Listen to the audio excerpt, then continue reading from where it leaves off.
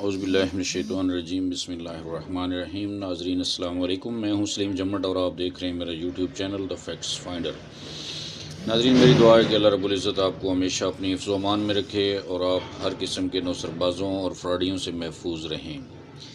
ناظرین، ابھی تھوڑی دیر پہلے میں نے اپنی ایک ویڈیو اپلوڈ کی حالات حاضرہ پہ۔ بڑے عرصے بعد میں نے لب کشائی کی، مجبور ہو کے حالات سے، لیکن ابھی فوری طور پہ راجہ صاحب کا اس ویڈیو پہ جو رسپانس آیا وہ بھی میں نے ابھی سنا ہے۔ اس کے چند پوائنٹس پہ ڈسکس کرنا چاہوں گا راجہ صاحب نے جو اس میں بیان کیے ہیں۔ سب سے پہلی بات راجہ صاحب نے کی ہے کہ before accommodation plan cash worth was the best plan of the world.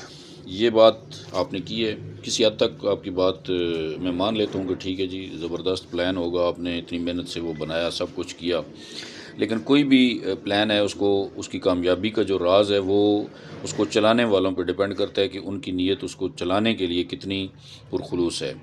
اور دوسری چیز راجہ صاحب یہ ہے کہ ایک پلان آپ لے کر آئے، آپ کا پلان تھا، آپ نے محنت کی، آپ نے اپنی ساری زندگی کا ایکسپیرینس اس پہ لگایا۔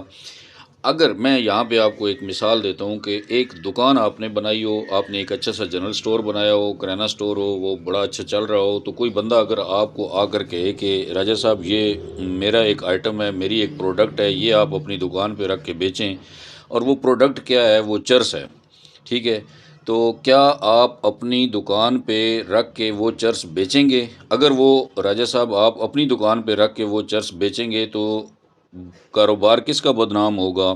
ایک چلتا کاروبار کس کا ڈوبے گا؟ راجہ ریاض صاحب کا وہ کاروبار ڈوب جائے گا۔ سجیشنز دینے والے بیٹھ جائیں گے سائیڈ پہ، جنہوں نے آپ کو سجیشن دی کہ یہ آپ پروڈکٹ بیچیں۔ اچھا، اب آپ نے بالکل یہی کام کیا۔ اگر آپ کہتے ہیں جی کہ میرا پلان بڑا زبردست تھا، لائف ٹائم پلان تھا، میں نے اتنی محنت سے وہ بنایا، سب کچھ کیا، تو پھر آپ نے اس پہ رکھ کے چرس کیوں بیچی؟ آپ اسی کو چلاتے رہتے، اور اس کو جب بیسٹ پلان وہ بن جاتا، بیسٹ ایک کمپنی بن جاتی، تو اس میں سے آپ فری اکوموڈیشن دیتے رہتے، آپ کسی کی بات نہ مانتے۔ پھر آپ نے کس کی بات مانی؟ آپ نے انہی نوسر بازوں کی بات مانی جنہوں نے پہلے B4U کا بیڑا غرق کیا۔ مجھے بڑا افسوس ہوتا ہے اس بات پہ کہ ہمیشہ مینجمنٹ میں وہ لوگ رہے ہیں۔ اب ایک المیہ یہاں پہ یہ بھی ہے، میری بات ابھی آپ نے غور سے سننی ہے اور سارے لوگ بھی اس بات کو سمجھ لیں۔ ہمارے ملک میں المیہ یہ ہے کہ جتنا بڑا نوسر باز ہے اتنی ہی بڑی ٹیم اس کی ہوگی۔ جتنا کوئی ایماندار ہے، بڑا ایماندار ہے، اس کے ساتھ لوگ نہیں جڑتے ہیں۔ لوگ کہاں پہ جا کے جڑتے ہیں؟ لوگ بڑے بڑے نوسر بازوں کے ساتھ جا کے جڑتے ہیں۔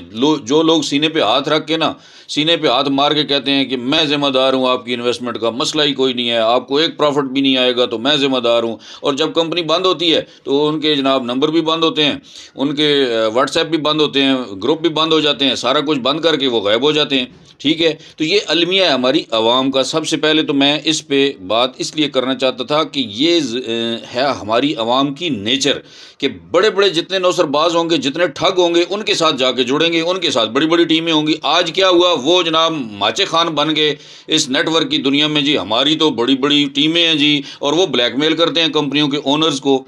اب کمپنی کے اونرز یہ نہیں دیکھتے ہیں کہ یار ان لوگوں کو اگر ہم مینجمنٹ میں لیں گے، ان سے ہم مشورے لے کے اپنی کمپنی کی بنیاد رکھیں گے، تو پھر ہماری کمپنی کا آگے چل کے حشر کیا ہوگا؟ یہاں پہ بالکل یہی کچھ چل رہا ہے ہمارے اس پروجیکٹ کے اندر۔ جو کچھ آپ نے بیان کیا اس کی روشنی میں مجھے بالکل یہ سمجھ آ رہی ہے کہ جن لوگوں نے سجیشنز دیں، اب دیکھیں اگر سجیشن کسی نے دی تھی تو کیا جب فریش بزنس نہیں آیا تو ان سے کوئی پوچھ گچھ کی گئی؟ بھائی آپ فریش بزنس کیوں نہیں لے کر آئے؟ ان کے اکاؤنٹ بند کریں، ان کے اکاؤنٹ زیرو کریں، ختم کریں۔ سب سے زیادہ بونس بھی وہ لیتے ہیں، سجیشنز بھی غلط وہ دیتے ہیں، اور غریب جو نیچے لگتے ہیں آ کے، جو چھوٹی چھوٹی انویسٹمنٹ کرتے ہیں، بیڑا ان کا غرق کر دیتے ہیں یہ لوگ آ کے۔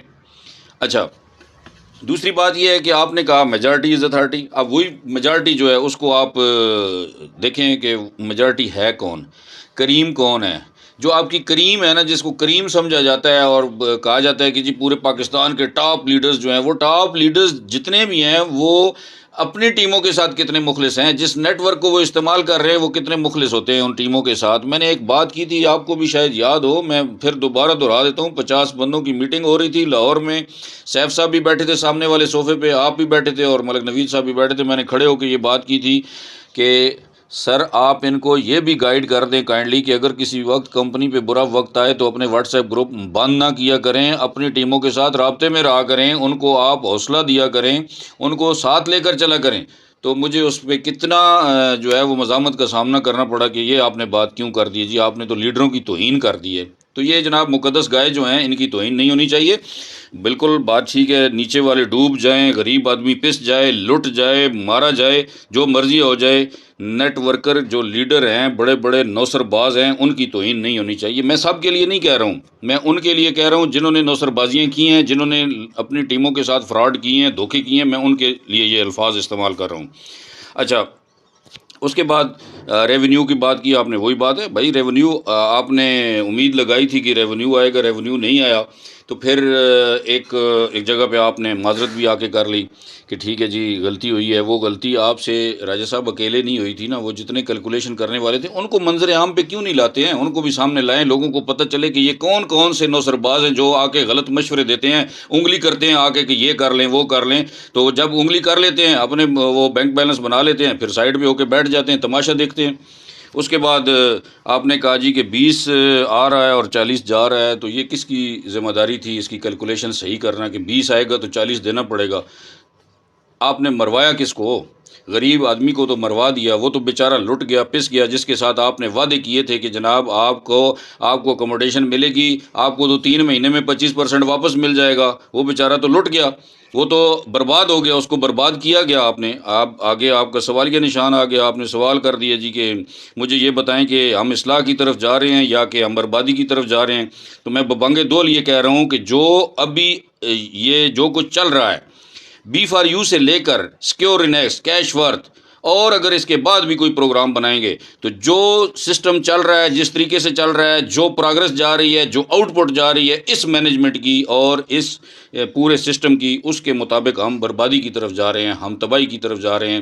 کبھی بھی ہم اصلاح کی طرف مائل نہیں ہوئے ہیں، نہ ہم اس طرف جا رہے ہیں، نہ اس طرف جانے کی کوشش کی گئی ہے۔ جب آپ نے مشورے جا کے لینے ہیں نوسر بازوں سے، جب آپ نے مشورے لینے ہیں ٹھگوں سے، اور جو لوٹنے والے ہیں لوگوں کو، ان سے آپ نے مشورے لینے ہیں، مینجمنٹ نے ان سے مشورے لینے ہیں، مینجمنٹ نے بلیک میل ہونا ہے ان سے، تو پھر کبھی بھی آپ جو ہے وہ اصلاح کی طرف نہیں جا سکتے۔ اب اس میں ایک آخری سوال میں آپ پہ کرنا چاہتا ہوں کہ مارکیٹ کے اندر جو موجودہ حالات ہیں راجہ صاحب، کیا ان حالات میں آپ سمجھتے ہیں کہ آپ کو فریش بزنس ملے گا؟ میں تو کم از کم نہیں سمجھتا کہ آپ کو فریش بزنس ملے گا۔ یہ جو آپ کے ساتھ وعدے وعید کرتے ہیں نا آ کے لیڈر کہ جی فریش بزنس ہم لے آئیں گے، آسمان سے تارے توڑ کے لے آئیں گے، وہ آسمان سے تارے انہوں نے کچھ بھی نہیں توڑنے۔ آئندہ بھی اگر یہ آپ کو کہیں کہ ہم فریش بزنس لے آئیں گے تو کچھ بھی نہیں ملے گا۔ اس کو وائنڈ اپ کریں، کلوز کریں، ختم کریں۔ جن لوگوں کی امانتیں آپ کے پاس ہیں ان کو امانتیں لوٹانے کے لیے اقدامات کریں۔ ہم آپ کے ساتھ ہیں، ہم آپ کا ساتھ دیں گے، لیکن اگر اس طرح کا کوئی بھی آئندہ پروجیکٹ تیار کیا گیا، اور اس کو بھی ہم اپوز کر رہے ہیں اور یہ کرتے رہیں گے۔ میں ابھی بھی کہہ رہا ہوں کہ آپ نے ہمیں کہا ہے کہ آپ ویٹ کریں، ہم نے آپ کے کہنے پہ پچھلے 3 دن سے ہم ویٹ کرتے جا رہے ہیں، اور آج لاسٹ ڈیٹ تھی، آپ نے کہا جی ڈیٹ کو دیکھ لیں، 19 اکتوبر کی ڈیٹ ہے، اس کو دیکھ لیں، اس کے بعد جو ہے وہ